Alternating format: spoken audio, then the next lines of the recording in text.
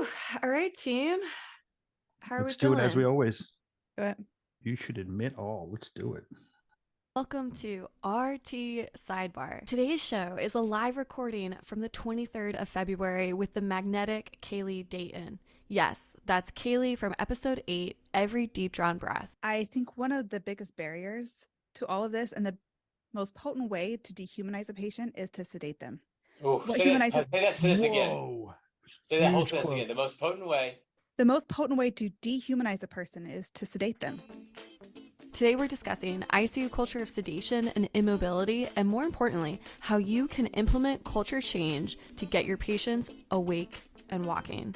This is RT Sidebar. Stay tuned.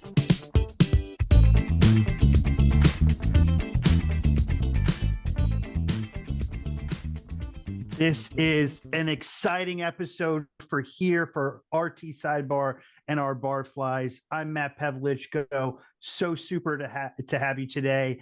And as always, I'm with my comrade, Jonathan Butler. Say hello, buddy. Hey, welcome to the show, Kaylee. And everyone knows our herder of cats, Anna Hayes.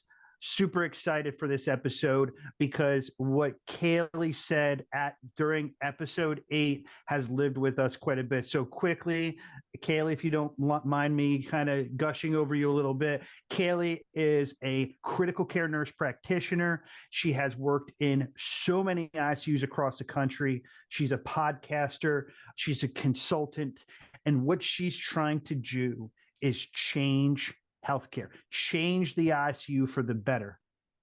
And Kaylee, thank you so much for coming on. We're so excited to have you. I am so excited to be here. I was telling you before that I've been waiting for an RT podcast like this to pop up. I've been doing my podcast for 3 years, and the whole objective of my podcast is to have interdisciplinary collaboration. And I kept looking for an RT podcast. Where are my RTs? And as you probably have experienced, you guys get left out. So thanks for coming to the table, and let's solidify your seat. I love it.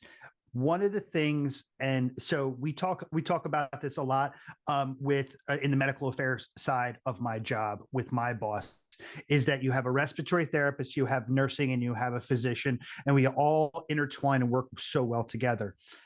But the part that you said that stuck with us so much, and my boss, Dr. Whittle, talks about it all the time, is sedation dehumanizes our patients.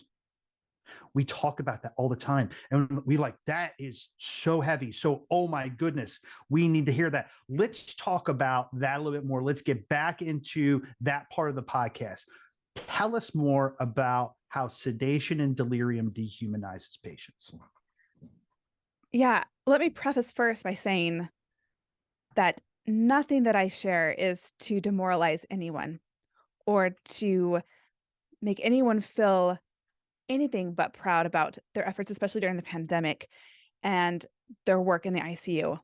Throughout my travels, throughout my consulting, everyone that I've worked with is there for the right reasons. They love patients. They want patients to survive and thrive. But we are all victims of our environment and our training and our upbringing. The only reason I have this perspective is because of where I was raised as a new nurse and mentors that did ask questions, that did question the culture. I don't know if I would have otherwise. So I just want to preface to say that we are going to be talking about some hard things, but we cannot fix what we will not confront. So that's what we're going to do today, is confront the reality of what we're doing in our units. But again, no one is intending to harm patients, and yet that is what's happening. So when we talk about dehumanizing patients, I think sometimes we don't see it because it's so normal, which is part of human nature. Normal. It is normal. I mean, my whole career as a therapist, if you put a tube in somebody's mouth, you sedated them, because in our mind, that was human to do. Mm-hmm. But as you described in episode 8, that if you take away their voice is really what sedation does. And their voice is half of their assessment. If you're sedated, you can't tell us what's wrong. And let me give you an example. Go ahead, please. I had a podcast listener.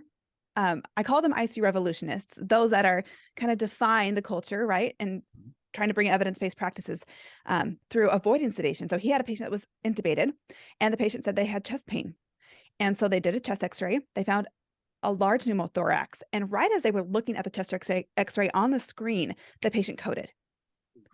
And they immediately started CPR, obviously. And because they knew what was going on, they knew what to do, and they could intervene on the pneumothorax, and they got the patient back. Had the patient not been able to communicate and express those symptoms, they would have been scratching their heads throughout the whole code, wondering, why did the patient code? And it would have wasted time and probably a life. So we need patients for assessments. It's part of our approach to medicine to ask the patient, are you in pain? Do you have other symptoms? What are you experiencing? Because they're going to know before we know what's abnormal and what's wrong. That's a really interesting point. I never thought about that. So if you have someone code in front of you, pneumothorax, it's probably pretty far down the list. You're going to be thinking about other things. You'll be cardiac interventions, what's going on. You're going to go through your ABCs. You're going to do all that. But pneumothorax is kind of low on the list.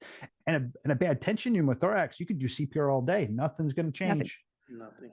That's insane. That's insane. What I want to go is, you posted something on LinkedIn recently, and it was one of the people that you're working with on ECMO going for a walk. Well, I'm not working with them. This is someone that I was cued into her TikTok. I reached out to her. It's a survivor in Texas. Okay, or perfect. No, a patient. The patient. So the patient's walking, and I had the chance of working in an ICU that did stuff like this, that was a little bit more progressive. So I was used to it. But there was something that grabbed me in this video, and I think everybody needs to go to Kali's website, Kali's LinkedIn page, to see this specific piece. The patient was smiling. You're not allowed to smile in the ICU. It's just like you can't cry in baseball. You can't do that. That's not the place to smile. But that patient was smiling. And the actual picture of your podcast has a patient that's smiling. And as I reflect upon that, why are they smiling? And I think that you could provide some insight on why they're smiling, because I think it's an important piece. Yeah, that's great. I've learned so much throughout this journey, because honestly, when I started in an awake and walk-in ICU, things like patients smiling was normal. I wouldn't have thought, wow, that is incredibly profound, until I worked elsewhere and saw that I didn't have human connection or interaction anymore. And then those things became profound. So I'm really having to dissect in my mind, why do these patients smile? They're critically ill. They're in the ICU. They have an endotracheal tube. This patient that you're referring to had a tracheostomy, but I've had patients smile with endotracheal tubes very often. Of course, every day they're asking, when do I get extubated? How close are we? They want it out, and yet they still are calm, patient intolerant. I think it's because they know that they're surrounded by people that love them, their family members, their clinicians they know are on their team. They know that they are as safe as possible, and they're proud of themselves for walking. They know that they're getting the best chance possible to survive, and they're able to utilize their baseline coping mechanisms. Whereas if someone is sedated, they're lost in delirium. They often think that those that are trying to save their lives are actually trying to do them harm. They don't have connection with their family. They come out of sedation thrashing because they're so lost in oftentimes more gruesome realities and more vivid realities than the ICU itself.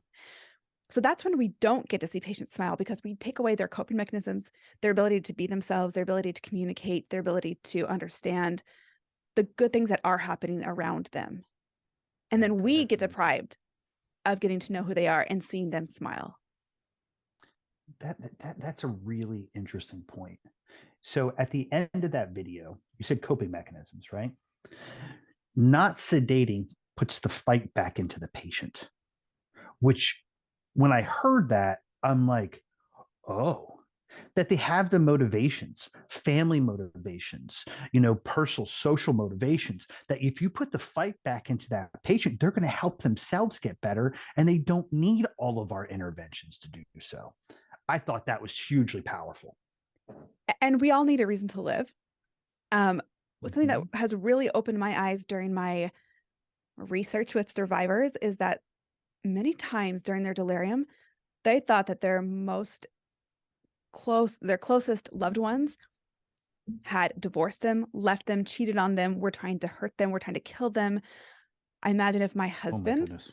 suddenly became my worst enemy, the sense of betrayal, the sense of loss, all those things that even when they come out of sedation and they're reoriented, when that person is right there, they're not comforted.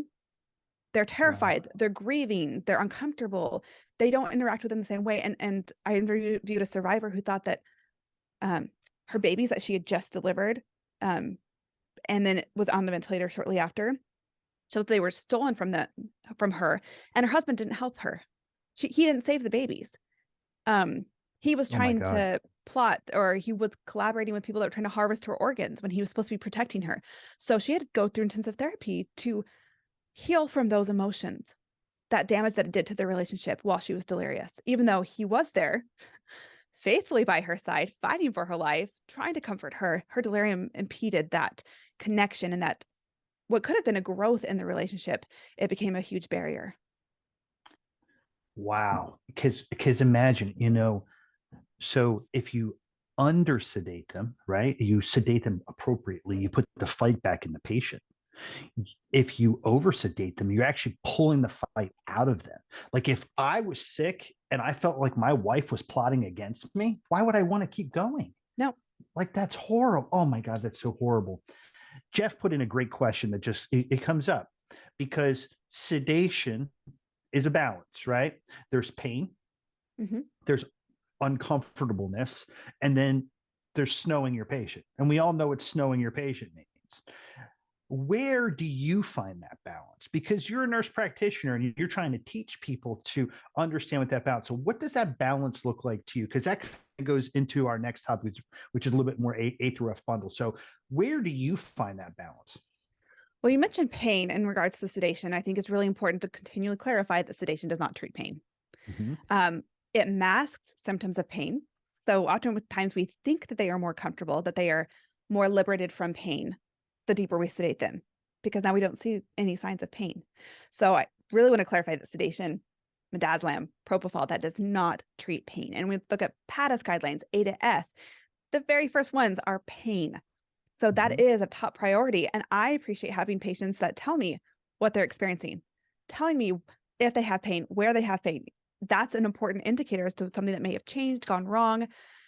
But also, I want to know if my pain interventions are working and they can help titrate pain management, pain medication. So when you do that, you oftentimes don't need sedation. I understand that this is hard for a lot of people to even imagine as far as having patients that are awake and calm and oriented, because we automatically start sedation after every intubation. Yep. There's nothing in the evidence to say that that is needed. We have lots of evidence to show that that is harmful. We know that early deep sedation is an independent predictor of mortality. So in efforts to save their lives, we intubate them, then we sedate them, and oftentimes deeply, and therefore we are setting them up for higher risks of death. It doesn't make sense, but we don't talk about it that way. But how do we help patients be comfortable?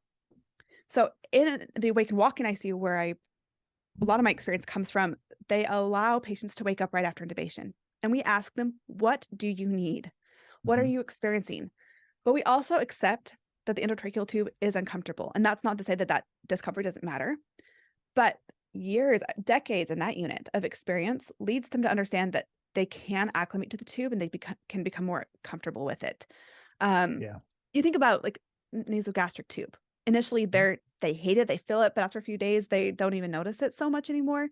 They're happy when it's out, but it's not as irritating. Sure. It's very similar. Also, mechanical ventilation, as you understand, is opposite to our normal rhythm of breathing. It's extremely uncomfortable. One of the things that this isn't thoroughly researched, but I've just seen it time and time again, is when you promptly get a patient up, there's something so normal about walking. I can have patients that think they are on Mars. They can barely touch their finger to their nose, or they can't coordinate those kind of movements, but you get them up on their feet and they can walk. It's just one of the most rudimentary functions of our brain is to walk. So you get them walking and it's like their brain starts focusing on that. Their lungs inflate better. Like they're just more comfortable. And by the end of a walk, they're not fighting that tube. They're not fighting the ventilator. They're synchronized. Yep. They're comfortable. Also, they're unrestrained. You know what? When you're first intubated, and being tied down, you have to kind of prove that you're okay and you're reliable, not being Yes. restrained, right? But you're Mhm. being panicked about being restrained. When they're normal, they're calm, they're walking, they're unrestrained, they feel free. They feel some sort of power in that situation again. They're doing something that's normal. When you're stuck in a bed, you feel like you're sick. It reinforces Yeah, that. no, You that have no makes sense. control. That makes sense. You're re-emphasizing the despair. You're taking away, not like you're trying to, but inadvertently, you're taking away hope because their normalcy is gone. And survivors say, I didn't think my team even thought I would survive until physical therapy came in and was trying to get me up. That was the first Yeah. time I thought that they believed that I could survive. And that was the first time I actually had hope that I could. But we start that Wow. off right away, unless there's a contraindication to mobility. And those are very few, even in the ICU. Mhm. Unless there's an absolute contraindication, they are up doing at least their baseline. Some patients Okay. I've seen rehabilitate while they're on the ventilator and they leave the ICU with a higher baseline or higher functional status than they came into the ICU with. Those are, exceptions, but we're going to at least preserve their baseline for lots of reasons. But even it helps them be more comfortable with the ventilator in the endotracheal tube. And it's very potent at preventing delirium, which is one of the main reasons patients are Mhm. not tolerant of all of these devices because they're delirious. They can't understand. They're agitated because of the acute brain failure that they're having. So we prevent that. We set them up to have a much more comfortable and shorter course on the ventilator. I think that so I'm looking at my respiratory therapy friends who are on this call, and I'm thinking about the ventilator. All right. Mhm. JB and I have run more ventilators than we could even count. And synchrony and those things. We've always, to be honest, we've used sedation as a crutch. Oh, they're fighting the ventilator, just give them more sedation. Oh, they look uncomfortable, give them some sedation. And to be honest, as a therapist who doesn't actually deliver sedation, that's usually a lot of times the first thing we go to.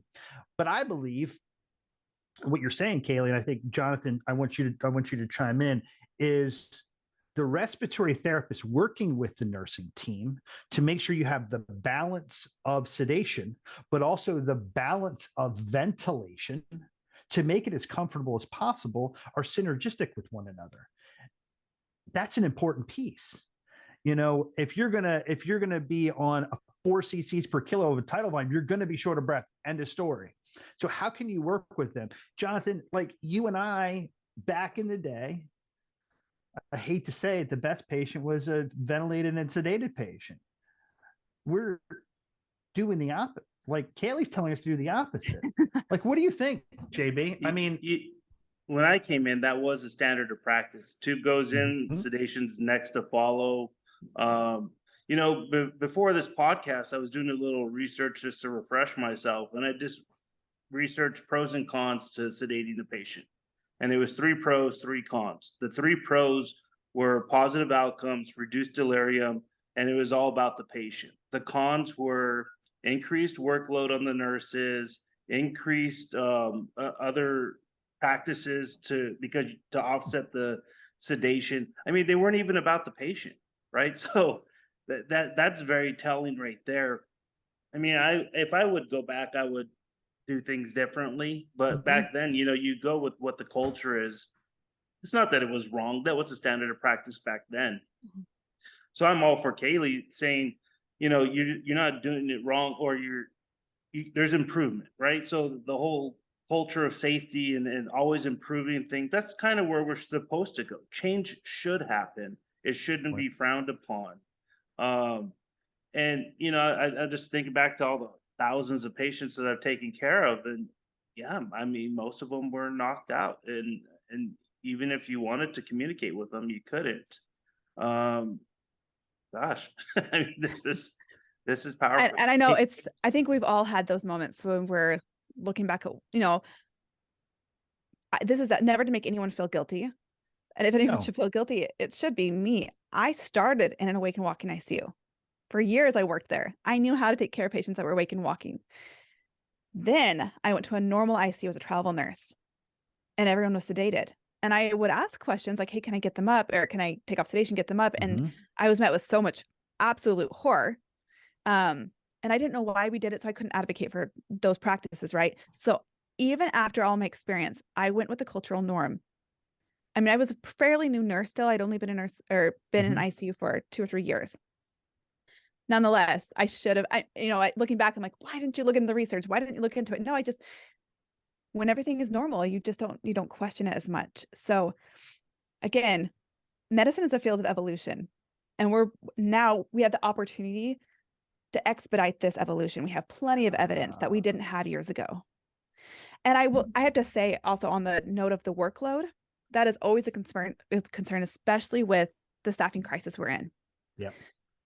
I think that perception of it's more work comes from awakening trials, and how we've done them. So awakening trials really should be right away. I mean, if there's no indication for sedation, which mechanical ventilation is not an automatic indication for sedation. So if we were to ask right after intubation, does this patient have an absolute indication for sedation? If not, let them wake up. But what we've been doing is automatically sedating them. Then sedation deprives the brain of sleep. It blocks REM cycle. So we have patients that are at high risk of delirium, and then we fuel that fire by depriving them of sleep, by giving neurotoxic medications, right? And so then later, when at whatever subjective point that we decide to do an awakening trial, we decrease their sedation and they come out thrashing and agitated.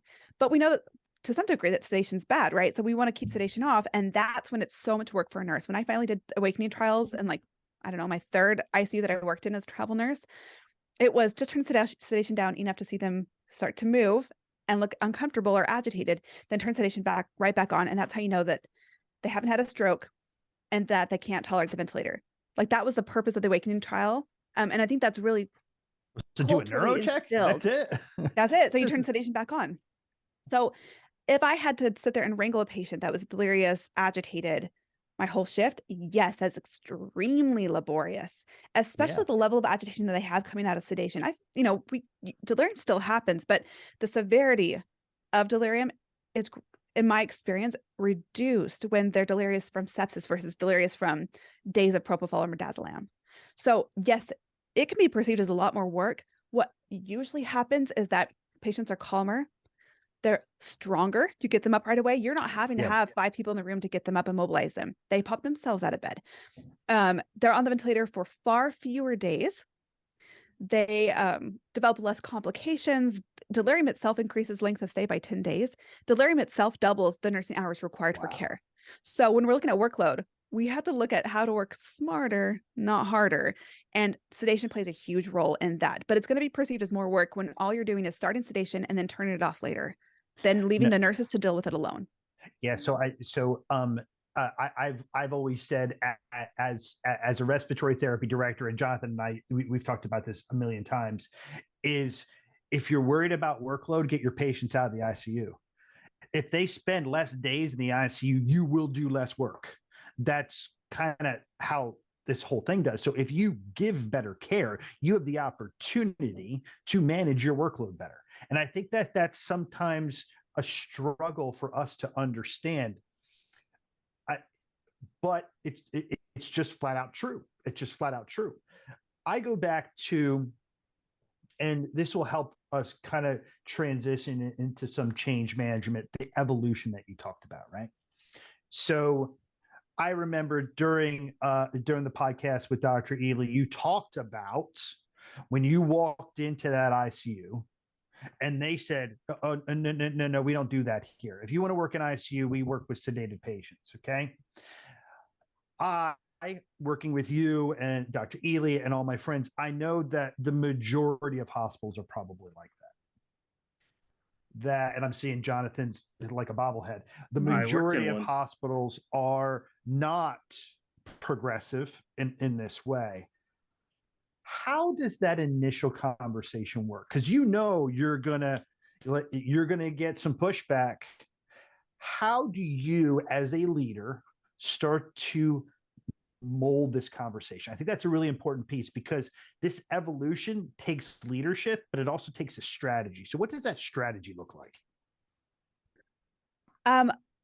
This is a constant question in my mind as a consultant, and I'm trying to help teams support the leaders in bringing this change. We have to figure out what works and what doesn't work.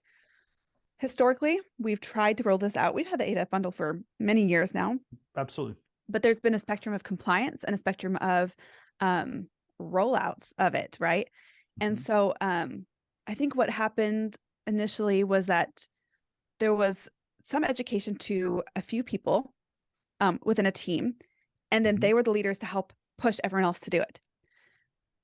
What I think impacted sustainability and complete mastery of the ADF bundle was that we didn't teach them the why.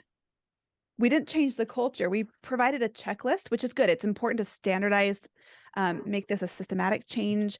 We implemented SAT, SBT, CAM, RAS in our EMRs, which is important, but we didn't really change the heart of our clinicians.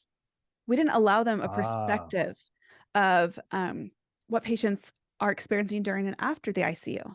We didn't show them why it's so dangerous to deeply sedate and immobilize patients. So this is where it became perceived as so much more extra work. It's like, well, if I just keep the patient sedated, they're not bucking the vent, they're not trying to pull out their tube. It's easier and it's safer, right, for patients because they're safe in bed and they're not pulling their tube out, right?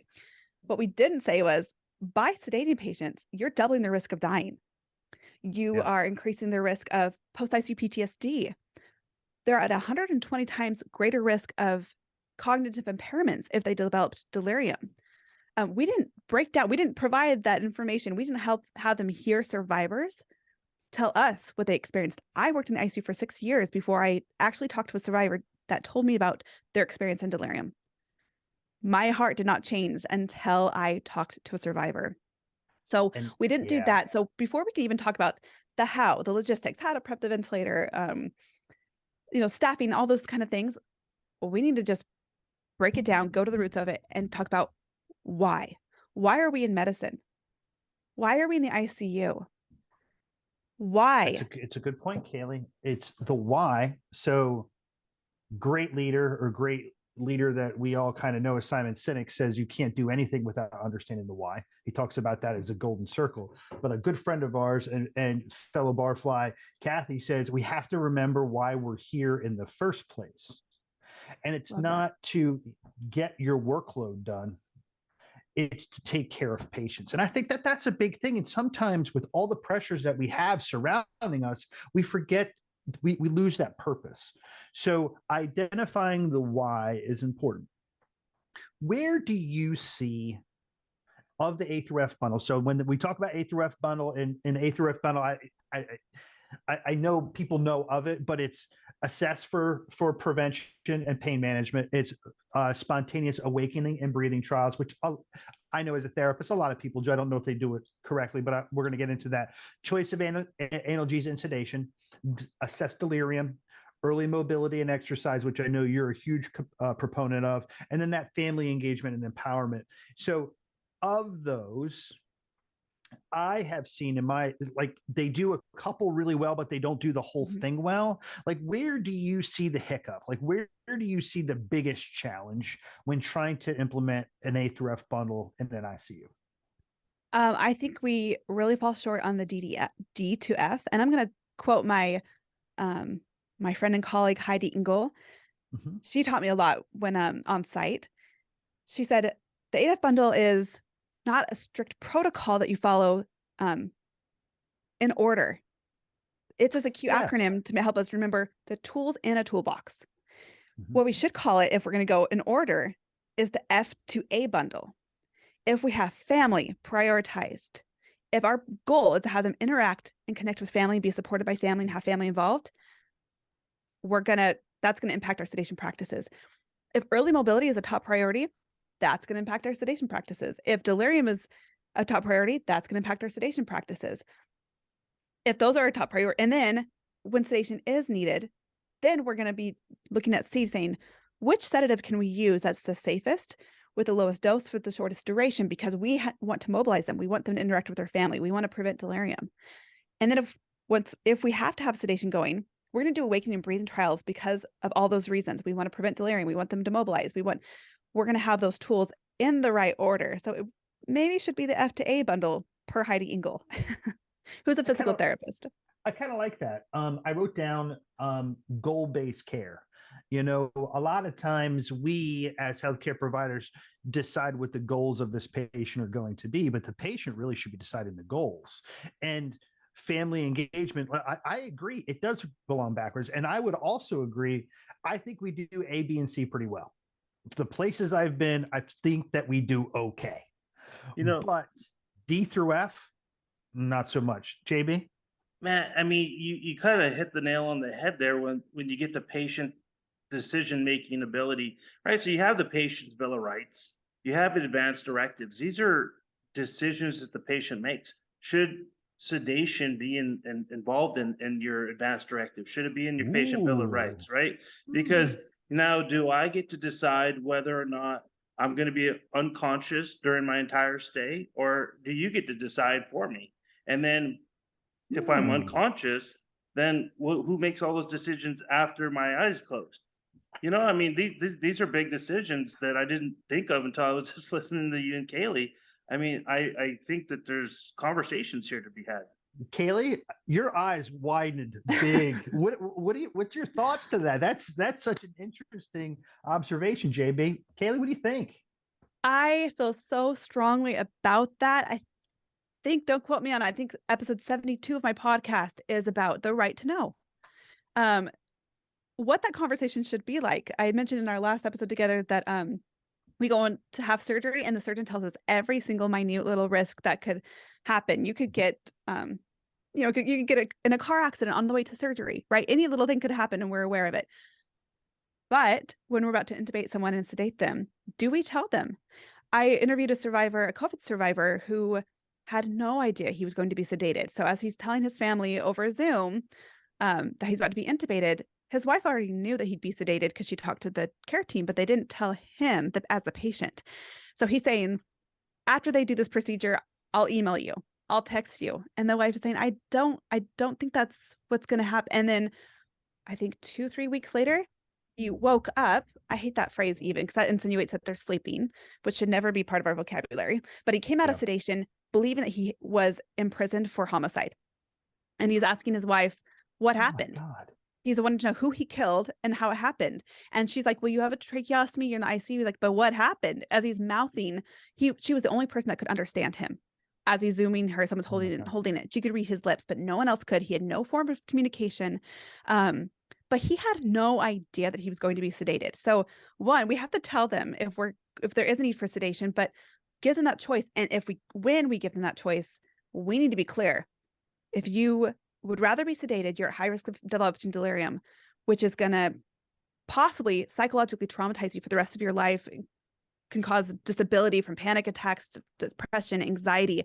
You're not going to be able to move a muscle, so you're at higher likelihood of being on the ventilator for days to weeks longer, tracheostomy, LTAC placement. You may have permanent physical impairments. You may never be able to go back to work because of your cognitive deficits from the delirium from the sedation. You may lose your livelihood, your family relationships.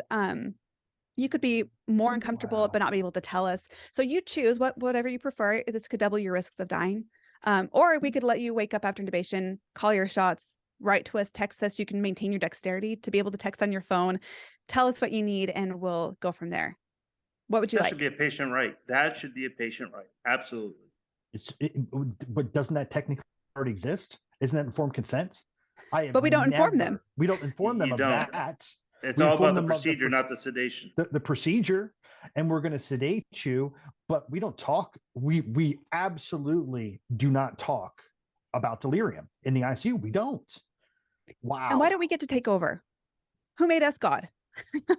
Right? Why do we get to determine the rest of their lives by an optional intervention? What is often optional, right? Sedation sometimes can be needed if there's intracranial hypertension, seizures, inability to oxygenate with movement. There are times when it is necessary. And if it is necessary, we especially then need to be telling families, hey, this does have a risk of delirium. Here's what could happen. Let's make sure you're prepared to support your loved one. When they come out, they may be agitated, anxious. They may not know what's going on. Here's what you can do to help them. When they leave the ICU, let's set you up with neuropsych supports so that Yeah. you can cognitively rehabilitate. We don't do any of that. We don't even tell patients or families that the patient has delirium. Yeah, we had an episode recently that Jonathan hosted with a good friend of ours, Tara Chadwick, and we talked about patient experience, and it really fired Anna up. And I just like to fire Anna up because it makes me laugh. But we talked about like, hey, why do we have to care about patient experience? We saved your life. What like this is similar when you look at it. Is people need to know what they're getting into in the hospital. And the majority of the stuff that we do is not nice. And it has consequences. And those consequences are really, really important. Can I say too, and again, this is not to make people feel bad, but this is the reality of it. We tell families that we're giving them the best chance to survive. Yeah. But if we're sedating patients and immobilizing them, and it's not necessary, which is often the case, we are not telling the truth. Even within COVID, there's a study showing light sedation versus deep sedation decreased mortality by 20%. I did an episode with an ECMO unit that decreased mortality by 30% within their COVID patients by mobilizing them. So if we're not having them awake and moving, we're not giving them the best chance to survive, and we're not being truthful. Yeah. And like you said at the very beginning, nobody intends to do harm. Okay. Nope. Dr. Whittle just put this in the chat, and this is an important piece. Okay. Sedation alone without any context is not bad. Like there has to be some context about it. If you're going to pull my tooth, can you sedate me, please? Like yes. I would like that as a procedure, and we have to get through that, and we have to do it well and safe. Sure. Short sedation is very different than delirium. That's procedural sedation is incredible for surgeries, for procedures, colonoscopies, intubation itself. I mean, that is the prime use for it. That really does spare trauma and harm and suffering. Absolutely. I think some of our perceptions of, because I've had patients say, or people, clinicians especially say, well, I didn't experience anything during my surgery, and it was like 5 hours. That's different. We started using medications like propofol during surgery on patients that have healthy organs, normal metabolism. It's for short term, but even in the PACU, patients come out with emergent agitation from it, right? But it wears off quickly. But what happens is that in the ICU, we have altered renal function, we have critical illness, we have all these other risk factors that make the brain much more susceptible to these medications. And then we're on it for a long time. That's a long time not to be sleeping. That's a long time to be having these medications accumulate in the body. And that's why patients come out with, yes, emergent agitation, but this delirium lasts days to weeks. No, and that's a really good point, right? So if you're having a procedure short term, you don't have surgical procedures that last weeks. That's not how that works, and that's not probably the intended purpose of some of these medications. Some of these medications were really to be procedural based, and now we're using them as, long-term schnookerin. And I don't, that's sorry, Pennsylvania Dutch comes out every once in a while. So you lost me. Schnookerin means that you're snowed, but there you go. I really appreciate this. So as we talked at the very beginning, the first thing you said, and it was very sweet, that you've been waiting for a respiratory podcast. Okay. And a lot of times the respiratory therapists, the leaders of respiratory, which every respiratory therapist is a leader, so is every nurse, and so is every physician. So it's a respiratory leadership podcast, which means it's all about respiratory therapy. But sometimes respiratory therapists do this when it comes to the A through F bundle, that's my machine and I'm not touching anything. So what can respiratory therapists as leaders do to help with this problem? Like put your respiratory hat on, or what you would love to see respiratory therapists do, and tell us how we can make something like this happen and be more successful in our ICUs. Oh, this is one of my favorite parts because I've learned so much about the interdisciplinary collaboration that has to happen. So when I started in that Awake and Walk in ICU, they already had this. So I didn't really have to dissect and learn about all the elements. And as a nurse, I was just doing my thing. And I really underestimated and underappreciated the respiratory therapist. And now that I'm consulting with teams and having to get each discipline on board, I realize that this can't happen without RTs. Also, I've learned a lot about the respiratory system, about the lungs, throughout my journey of podcasting and doing consulting and figuring out what we need to understand in order to make this work. And I keep wondering, why don't RTs tell us? Like, why didn't my RTs tell me, hey, this patient is having poor secretion clearance. Let's set them up. Let's walk them. Or, hey, they have ARDS. We need to get them moving in case they need to be prone, or this is going to help with recruitment. They weren't, or that sitting, standing, walking helps with the diaphragm engagement and preservation during mechanical ventilation. Those are all things that I think respiratory therapists need to really know and teach and apply at the bedside to say, hey, I know this patient's agitated, but if we sedate them, they're going to have further diaphragm dysfunction. And I think that we should get them up. So when working with one team, I'll give a shout out to St. Joe's in Denver, Nice. Colorado. The respiratory therapists were really skeptical at first, and that's totally fine. That is absolutely expected from my perspective. It's something new. It's scary. Again, we're just, when it comes to ADF bundle, the RTs are like, I'm here for B. I'm here for the breathing trial, right? But they really caught the vision. So these skeptical RTs, by the end of our tour there, we were debriefing and they said, you know, actually, because I'd done this for a few months now, they said, we are obsessed. This makes our job easier and more fun. They get off the ventilator sooner. There are less VAPs. They synchronize with the ventilator better. And we just love it. We see that it's so beneficial for the patients. And as I was at the bedside with this team, I was listening to RT be like, okay, when are we getting up? Time to get ready. I'm in the room. Where's PT? Like, they're really helping communicate and navigate the whole team to collaborate. And they're treating delirium. They're saying, okay, this patient is breathing erratic because they have delirium. But if we get this patient up and we wear them out, we're going to help them sleep better. They're going to be less delirious, less anxious. They're going to synchronize the ventilator better. They're going to be more comfortable. Now they're having these experiences and they're learning about these tools and they're like, I'm in it as an RT. I'm going to help navigate this. And RT has to be communicating with everyone. You can have the rest of the team on board, but you can't get the patient in the hallway. You can't be going without RT there. And so RT has to really be excited about it and in on it, but as well as helping the nurses, helping advocate for the patient as far as how to treat delirium, how to utilize early mobility to help the lungs, to get them off the ventilator sooner. You guys, someone said in the chat, the goal of intubation is extubation. So as an RT at the bedside, helping everyone understand that by mobilizing a patient, you're getting them ready to be extubated. You're preventing a tracheostomy. You're minimizing days on the ventilator. You're giving them the ability to breathe again. So we are going to have a great chance to talk to you next week a lot about more in depth on trying to do this. And I'm so excited. Anna put it into the chat. Get on this to get to this webinar for Kali next week. HTTPS //vtherm.com/0228. Be there, be square. But I want to take there. You said one word, one little tiny word during that little talk that just gave me excitement. And I'm sure Jonathan heard it too. It's fun.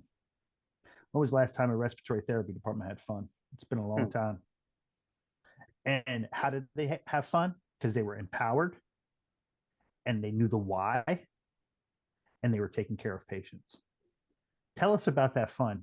Like, tell us, like, I want to be able to feel that energy that they have at St. Joe's. Whoa, sorry, I get kind of emotional. No, that's okay.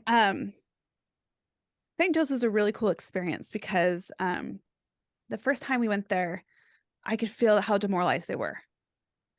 And this was the RTs were just saying, we're maxed out. We can't do anymore. And here I am knowing that this will help the patients and it'll benefit the team, but I also feel guilty. I mean, it's easy for me to say, here, do these things, and I'm going to fly out the next day, right? But I just wanted them to have those experiences. And when they started having those experiences and connecting with patients, seeing them get better, I don't know about RTs how much it decreases the workload, but it's an exchange of workload. You decrease those days on the ventilator and you've obtained your ultimate goal as an RT, but also you have less vents to take care of. So I'm sure there is workload benefit, but nonetheless, they were taking patients to the shower room. Like the kind of fulfillment that they were experiencing of watching patients be successfully extubated and walk out the doors was something that they hadn't experienced as much before. And so just seeing them talk to each other, the work environment had changed. I could feel it in the halls. When I went back to follow up, I went at 5 a.m. to help with awakening trials, which kind of made me nervous because I thought if they're still standardizing, if everyone's doing awakening trials, meaning everyone's still sedated. Shoot. I get there, hardly anyone's sedated. It's 5 a.m. and patients are unrestrained. Some of the patients were already in a chair. They're riding on the board. Awesome. And everyone was excited about it. So talking to each clinician, there was just Oh,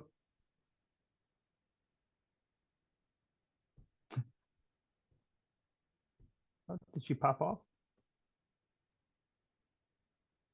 Lost That's her for a first. second. But one of the things that we can ask her when she gets back, and I think it's a good question to ask, is at anywhere in the hospital you go, one of the biggest barriers is communication. And it's not that you don't talk, is that you don't understand the other person, right? So Yeah. physicians know their piece, nursing knows their piece, respiratory knows their piece, and they can talk, but it's a lot stronger environment when everyone knows the other people's pieces too, right? Because that's how you're putting that Agreed. puzzle together. And so I'm sure when she comes back on, we'll be able to find out, when you had improved outcomes, did you have improved communication? And along with that is the education, right? Hey, there she is. so sorry. I don't know what happened. I'm in. Hey, No hey, problem. we live in a Zoom world. This stuff's going to happen every once in a while. Anyways, But there is a better sense of fun and collaboration, and everyone comes to know each other, like each other better. The bond when you have to work that closely with each other, you can't work in a silo. You're that's not what unsupported. You're not bitter against your coworkers when you're working together. Jonathan was just saying that exact same thing while we were waiting for you to come back on. And I think that the really great ICUs have that triad: respiratory therapy, nursing, and physicians working in tandem. I could give a big shout out to the PICU at Living Children's Hospital in Charlotte, North Carolina. They had that secret sauce. They had it. So, I mean, it would be great. Kaylee, before we start to wind down this amazing talk, because literally I could talk all day. Heather Murgatroyd, a friend of RT Sidebar, a barfly. She's been coming on. I've been talking back and forth. She said it would be amazing to work in a facility like that, a facility that supports respiratory therapists in this way. How do we do it?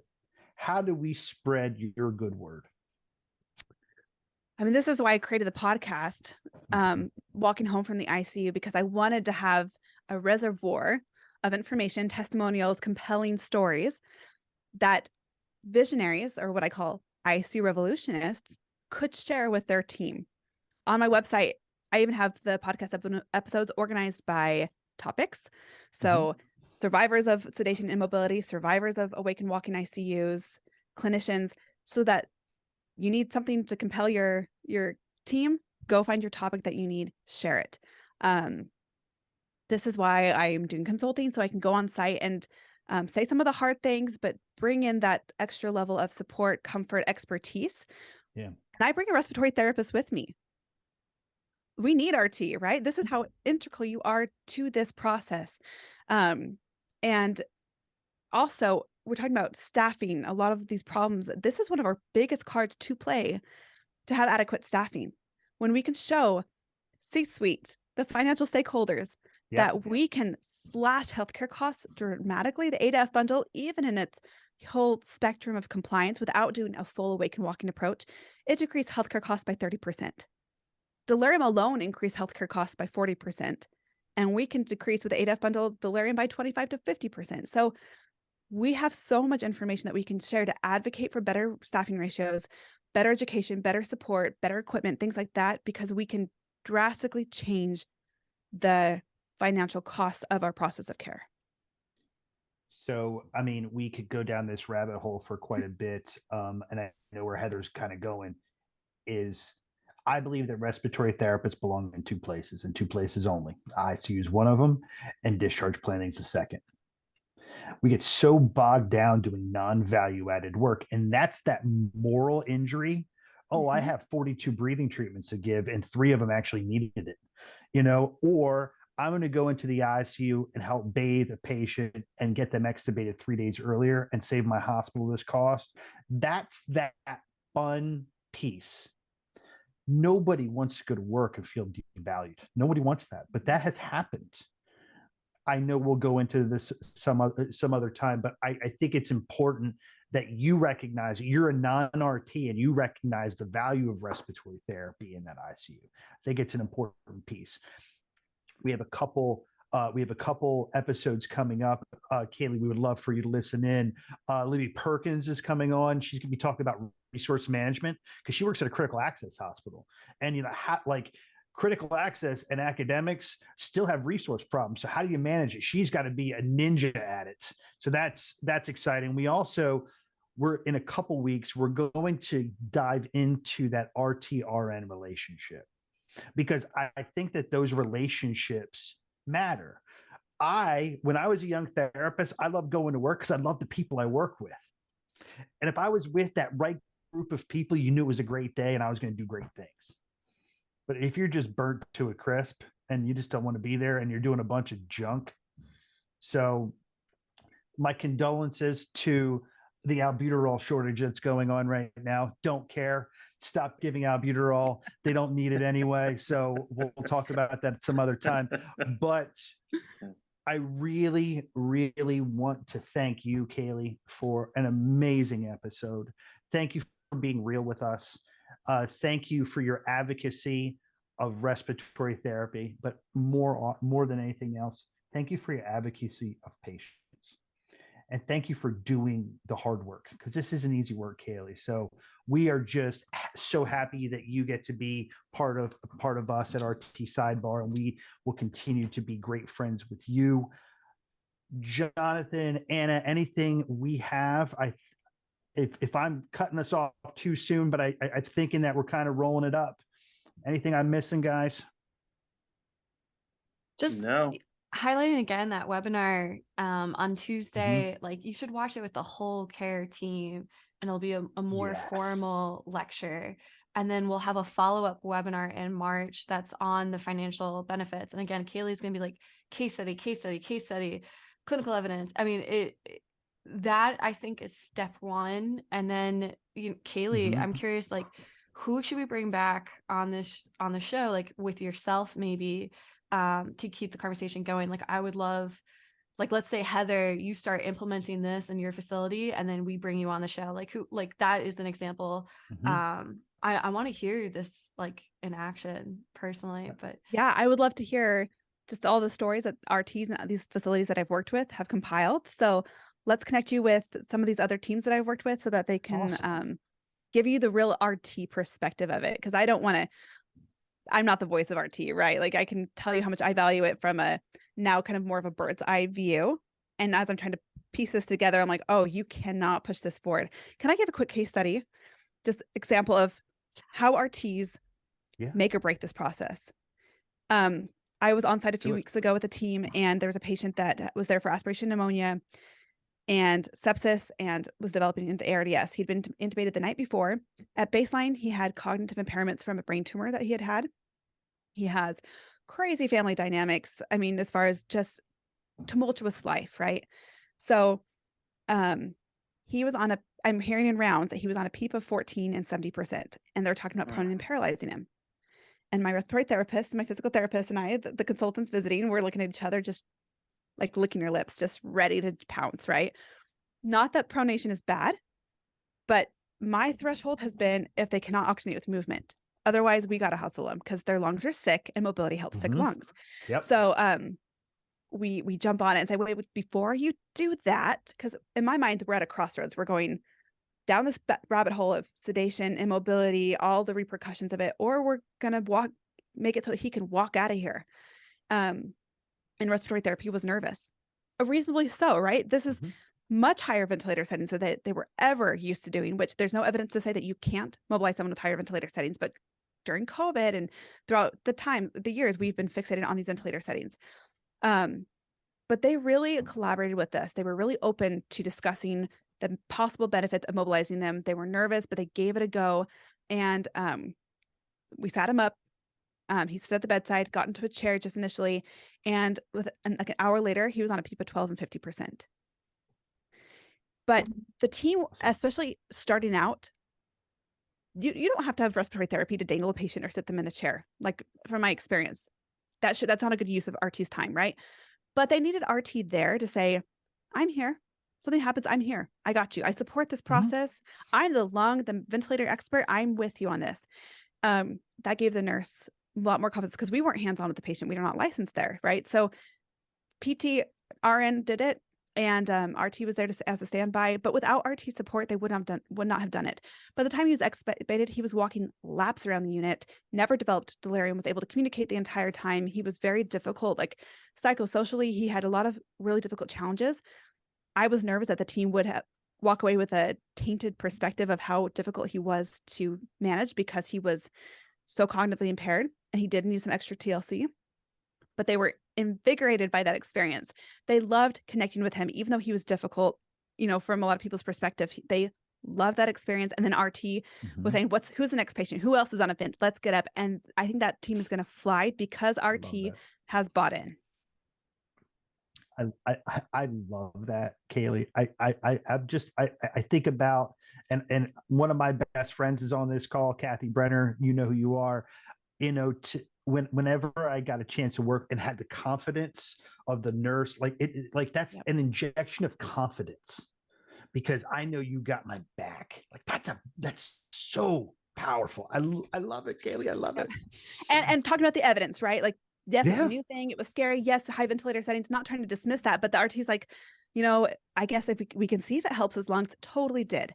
But that confidence, the RT's like, no, this is dangerous, especially during that initial part. I will not try anything new because I'm scared. No one else is going to have the guts to do it. And not that you always have to have good risk versus benefit analysis with all of this, but are we making decisions based off of fear or based off of evidence? So RT is an evidence-based profession. So RT being able and willing to bring that evidence to the table and say, I'm here, I'm with you. Let's do it. Let's try, let's see. That completely changed the trajectory of his course, the workload for the team, and now the culture of the team as well. That oh my God. Culture change is tough. Yep. It's tough. It takes time, it takes effort, it takes strong leadership, it takes empowerment, it takes the why. We covered it all. Kaylee, thank you. Let's do it. Awesome. So some take homes that we have: over sedation is a problem. Lots of reasons why. Over sedation, not all sedation, over sedation is a problem. What can you do as a respiratory leader? And probably the biggest thing is, remember, the goal of intubation is extubation. Kathy put that in there. Manage and work with your team. Do whatever you can to make that strong connection with that patient and help them. And lastly, keep learning. Keep learning, keep growing. You said important words today. Probably the biggest word I got from you today was evolution. Healthcare is evolving, and we need to evolve with it with great evidence. So, call to action. All the barflies out there for RT Sidebar, thank you so much for being on. Kaylee, you're the best. Check out her podcast, Walking Home from the ICU. I think I'm about 10 deep so far. I've been kind of picking and choosing. They are fantastic episodes. And Kaylee's really good, and Anna loves this. Kaylee's really good at digging real deep into one topic, like super deep. Like, you do a really great job with that. Kaylee's webinar next Tuesday, February 28th, 1 to 2 p.m. Eastern time. Be there, be square, learn more about it, but do it Anna asks. Bring all of your friends. Watch it on a big screen. Bring your pulmonologist. It's during lunchtime for most people. Get some Chick-fil-A. We'll have a good old time. Chick-fil-A is not, we don't get no sponsorship. No sponsorship from Chick-fil-A. I just like seeing Jeff's face. He goes, oh. So, big episode next week. She's on with us right now, Libby Perkins. so engaging, going to talk about critical access hospitals and how to manage resources, because her managing resources is a lot different than Jonathan and I managing resources at big academic centers. So super excited with that. Then 2 weeks after that, we have Kathy Brenner, good friend and barfly with Sue McDonald, that RTRM relationship. So super excited. Kaylee, thank you. It was a pleasure. I can't wait to see you next week. I get to be your webinar moderator, so I'm just going to do all great stuff. As as I'm plugging Chick-fil-A, Anna is putting the disclaimer in the meeting chat. So let's, as we always do, let's finish out with some shout outs to the people we love. First off, my first shout out is condolences to my good friends Brenda and John Lynch. Dr. Kirk Hinckley and his family on their recent losses. We love you guys. We're here for you, and you're in our prayers. And a huge shout out to our Barfly listener, David D'Souza, that's double D, who listens to RT Sidebar on his way to work. We really appreciate it. Kaylee? And my shout out is to the RT group at St. Joe's in Denver, Colorado. I've already mentioned how they were a little apprehensive at first, and now they are some of the biggest proponents and leaders of this process of care. You guys have to have them on your podcast. There's a lot to learn from them, Awesome. As well as the team from Peace Health in Bellingham, Washington. That's who I was with a few weeks ago. Shout out to Mario for his willingness to try new things, and I'm so excited to learn from his leadership as he keeps this going throughout his team. I think that team's especially going to fly. So congrats and thanks, guys. You're on mute, buddy. Of course I am. Shout out to one of our listeners, Drake Mama Brittany, who has been at Cincinnati Children's Cardiac ICU for over 100 days with her little fighter, Leo. Brittany, congratulations on completing your first trach change with baby Leo last week. And a shout out to the RTs that were at bedside and coaching you and teaching you and empowering you to do your own trach changes at Cincinnati Children's. Strong work, everybody, and keep on fighting and keep up the good work. Excellent. I also want to have a shout out to our new friends, the Facebook group Respiratory Therapy Break Room, for letting us promote on their platform. It was awesome. Got some really good responses. If you want hilarious camaraderie and RT topics, check out their group on Facebook.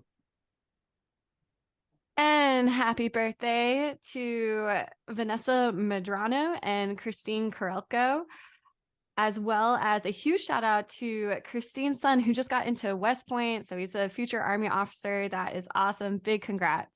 And if you or someone you know have something we're celebrating, there's a link in the show notes. Fill that out. We'll celebrate you on the pod. We're going to keep this sidebar going.